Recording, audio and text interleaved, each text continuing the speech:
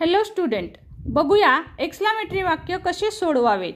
बघा, एक्सक्लामेटरी वाक्य करत असताना वाक्याची सुरुवात हाऊ किंवा व्हॉटने करावी। जर दिलेल्या वाक्यामध्ये ए किंवा एन आर्टिकल आला असेल तर व्हॉटने करावी आणि आर्टिकल नसेल तर वाक्याची सुरुवात हाऊने करावी। त्याच प्रकारे वाक्यात नाउन जर नसेल ॲडजेक्टिव्ह नंतर तर वाक्याची सुरुवात हाऊने करावी। हाऊच्या नंतर दिलेल्या वाक्यातील ॲडजेक्टिव्ह घ्यावं। व्हेरी, ग्रेट, एक्सक्लामेटरी यासारखे शब्द आले असतील तर ते काढून टाकावेत। ॲडजेक्टिव्हच्या नंतर दिलेल्या वाक्यातील कर्ता आणि क्रियापद शेवटी लिहावे व सगळ्यात शेवटी एक्सक्लामेशन मार्क द्यावा।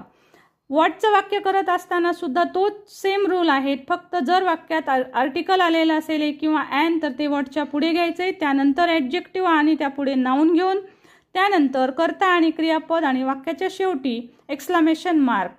सो स्टुडंट, असेच वेगवेगळे इंटरेस्टिंग व्हिडिओ पाहू शकता, स्पीकिंग क्लास करू शकता, इंग्लिश वाचन शिकायचं असेल तर आमच्या व्हिडिओला नक्की